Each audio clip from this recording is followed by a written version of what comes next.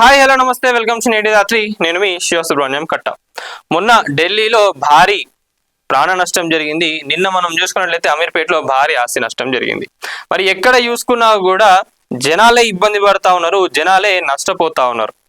మరి గవర్నమెంట్ కానివ్వండి, అధికారులు కానివ్వండి ఎందుకు పట్టించుకోవట్లేదు? ఇంత ఇష్యూస్ జరుగుతూ ఉన్నా కూడా బిల్డింగ్కి పర్మిషన్లు లేకున్నా, ఫైర్ డిపార్ట్మెంట్ ఎన్ఓసీలు లేకున్నా, ఫైర్ ఎగ్జిట్లు లేకున్నా, ప్రాపర్ ఫైర్ సేఫ్టీస్ లేకున్నా కూడా బిల్డింగ్లకు ఎట్లా పర్మిషన్లు ఇస్తా ఉన్నారు? ఇప్పటికీ చాలా బిల్డింగ్లు ఉన్నాయి అట్లా. మరి దానిపైన ఎట్లాంటి యాక్షన్ తీసుకుంటారు? ఇంతగానం ప్రాణ నష్టం, ఆస్తి నష్టం జరుగుతూ ఉన్నా కూడా ఎందుకు మీరు స్పందిస్తలేరు? హైదరాబాద్ లో కూడా మనం చూసుకున్నట్లయితే కోట్ల రూపాయల కూడా నష్టం జరిగింది. ఇక ఢిల్లీలో అయితే ఎంత ఘోరం అంటే 20 మంది చనిపోయినరు, ఆల్మోస్ట్ 20 మంది చనిపోయినరు.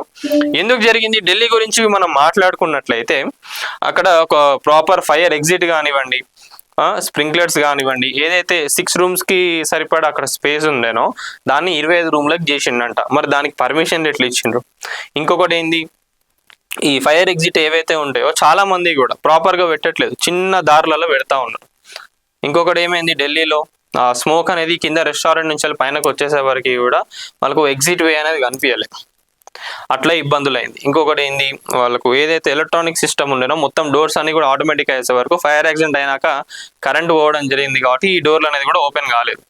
అట్లా ఇంకా వాటర్ స్ప్రింక్లర్స్ అని చెప్పి ఇంకా చాలా ఇష్యూస్ ఉన్నాయి. ఇట్లా ఈ ఒక్క బిల్డింగ్ అనే కాదు, యావత్ భారతదేశంలో ఆల్మోస్ట్ చాలా బిల్డింగ్ల వరకు కూడా ఒక ఫైర్ ఇంజన్ కూడా బిల్డింగ్ లోపలికి, అంటే ఏదైనా మాల్స్ లో మనం చూసుకున్నట్లయితే ఫైర్ ఇంజన్లు కూడా పోని సిచ్యువేషన్స్ ఉన్నాయి. మరి ఇట్లాంటి ఇష్యూస్ అయినప్పుడు ఎట్లా కాపాడతారు? అధికారులైనా కానివ్వండి, ఎవరైనా కూడా ఎట్లా కాపాడతారు అనేది ఒకసారి ఆలోచించండి. మరి దీనికి పర్మిషన్లు ఇస్తున్న అధికారులది కూడా తప్పే అవుతుంది కదా, వాళ్ళపైన ఎందుకు యాక్షన్ తీసుకుంటలేరు? వీళ్ళు ఈజీగా వచ్చేసి ఏదో షార్ట్ సర్క్యూట్ వల్ల అయింది, ఇట్లా అయిందని చెప్పి చెప్తా ఉన్నారు. అదేదో సేఫ్టీ ప్రికాషన్స్ ఏవో ముందే తీసుకుంటే అయిపోతుంది కదా. హైదరాబాద్ లో మనం చూసుకున్నట్లయితే రీసెంట్ గా చార్మినార్ దగ్గర కూడా ఒక ఫైర్ యాక్సిడెంట్ జరిగింది. అప్పుడు కూడా గిటనే అయింది, చాలా ఇబ్బంది పడ్డారు అప్పుడు జనాలు కూడా. హైదరాబాద్ కూడా ఏవైతే ఇట్లా ఇల్లీగల్ బిల్డింగ్స్ ఉన్నాయో, పర్మిషన్ లేని బిల్డింగ్లు ఉన్నాయో వాటి అన్నిటిపైన కూడా స్ట్రిక్ట్ యాక్షన్ తీసుకుంటామని చెప్తా ఉన్నారు, కానీ ఇప్పటిదాకా ఏం లేదు. మళ్ళీ ఏదైనా ఇష్యూ అయ్యి ఏదో ప్రాణ నష్టమో లేదా ఆస్తి నష్టమో జరిగితేనే వీళ్ళకు అప్పటిదాకా కూడా స్పర్శ రాదు, అప్పటిదాకా కూడా చలనం రాదు వీళ్ళకు. అప్పటిదాకా వేచి చూస్తారు, అరే ఎందుకు అయింది, ఏంది, అచ్చా పర్మిషన్ లేదా అని చెప్పి పడేస్తారు. అంతేగాని వాళ్ళపైన ఏమైనా యాక్షన్ తీసుకుంటారంటే అది కూడా లేదు కదా మళ్ళీ. సో ఇప్పటికైనా కూడా ఒక్కసారి చూడండి, ఫైర్ సేఫ్టీ సర్టిఫికేట్ లేవు, ఆ బిల్డింగ్ ని ఎవరు అప్రూవ్ చేస్తా ఉన్నారు, అన్ని వాల్యుయేషన్స్ ని ఇగ్నోర్ చేసినా కూడా ఎట్లా యాక్సెప్ట్ చేస్తా ఉన్నారు? ఎవరిని పనిష్ చేయాలి మీరు? ఇంకా ఎన్ని ప్రాణాలు పోయినాక అప్పటికైనా కూడా మీకు బుద్ధి వస్తుంది అధికారులకు? చాలా ఉన్నాయి ఇప్పటికీ. స్కూల్లో కూడా నేను చెప్తా ఉన్నా, స్కూల్ కాలేజీలకు కూడా ఫైర్ సేఫ్టీ లేవు, అయినా కూడా వాటికి పర్మిషన్లు ఇస్తా ఉన్నారు.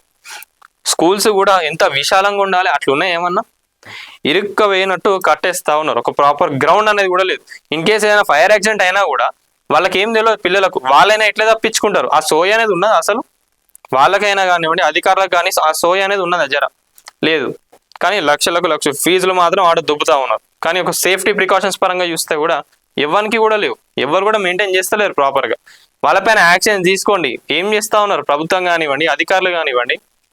రేవంత్ రెడ్డి గారు, నేను రిక్వెస్ట్ చేస్తా ఉన్నా మిమ్మల్ని, తెలంగాణలో ఇట్లాంటి బిల్డింగ్స్ ఏవైతే ఉన్నాయో అధికారులను ఒక్కసారి, మస్తు మంది అధికారులు ఉన్నారు కదా తెలంగాణ రాష్ట్రానికి సంబంధించి, ఒక్కొక్క జిల్లా చూసుకున్నా కూడా ఒక్కొక్కరు పోయి రోజుకు ఒక 50 బిల్డింగ్లు కూడా ఈజీగా చెక్ చేయొచ్చు. 50 బిల్డింగ్లు, స్కూళ్ళు, కాలేజ్లు, మాల్స్ ఏవైతే ఉన్నాయో వాటన్నిటిని ఒకసారి చెక్ చేయమని చెప్పండి. చెక్ చేసి ఏవేవైతే పర్మిషన్ లేవో వాటన్నిటిని వెంటనే సీజ్ చేయమని చెప్పండి. వాళ్ళకి పెట్టడానికి ఛాన్స్ ఎవరికైనా ఉందనుకోండి, పెట్టమని చెప్పండి వాళ్ళకు. మరి దీన్ని కూడా ఇట్లా చెప్పినారు కదా, అరే రోజు ఒక 50 బిల్డింగ్లు తనిఖీలు చేసినా కూడా ఆడ కూడా పైసలు దొరుకుతాయని కొంతమంది అధికారులు అనుకుంటారు. ఇట్లాంటి బుద్ధి జర పక్కకు పెట్టుకొని మంచిగా పని చేయండి. మీరు చేస్తున్న దానికి, మీకు వచ్చిన ఉద్యోగానికి జర కొంచెం అన్నా మీరు తీసుకుంటున్న జీతం ఏదైతే ఉందో జర న్యాయం చేయండి. దానికన్నా కూడా ప్రజాప్రభుత్వాన్ని కూడా రిక్వెస్ట్ చేయడం జరుగుతున్నది, ఏవైతే ఇట్లా బిల్డింగ్స్ ఉన్నాయో వీటన్నిటిపైన కూడా ఒకసారి కన్నేసి స్ట్రిక్ట్ యాక్షన్ తీసుకోండి వాటిపైన. మరి దీనిపైన మీరేమనుకుంటారు అనేది ప్రతి ఒక్కరు కూడా కామెంట్లో తెలపండి ఫ్రెండ్స్. లేటెస్ట్ అప్డేట్స్ కోసం మన నేటి ధాత్రి ఛానల్ని సబ్స్క్రైబ్ చేయండి. అలాగే మీకు నచ్చిన వీడియోని లైక్ చేసి, షేర్ చేసి, కామెంట్ చేయండి.